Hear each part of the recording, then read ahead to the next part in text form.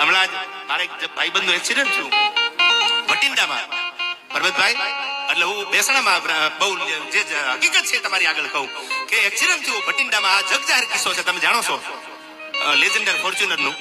એમાં જે કાંઈ બેઠા હતા એ બધા ભગવાનને વાલંગ થઈ ગયા એક્સિડન્ટમાં. પંજાબમાં ભટિંડા એક્સિડન્ટ થયેલું. અર્જુન, મારો ભાઈબંધ અર્જુન છે, અને હું જયારે ખરેખર આમ ગયો ને ત્યારે બધા મને વાત કરતા કે આપણે તો કોને ને ઓળખીએ, એક્સિડન્ટ થયું, સવારમાં બનાવ બન્યો, પણ ખબર પડી આયા શંકરભાઈ ચૌધરીને, અને એને ઠેઠ પંજાબમાં ફોન કર્યો કે એક્સિડન્ટ થયું, ગાડી અમારી ગુજરાતની છે. જે યુવાનો એમાં સવાર હતા, જે પણ ઘટના બની એ અમારા ગુજરાતના છે, મારા ગુજરાતના, મારા બનાસકાંઠાના છે. અને અહીંથી યાના એમપીને ફોન કર્યો, જે પણ કાંઈ એમને વ્યવસ્થા થતી એ કરી દીધી. અહીંથી મને એ જે સ્થાનિક માણસો જેના ઘરે હું ખરેખર ગયો એને વાત કરી, એ તમને કરું છું.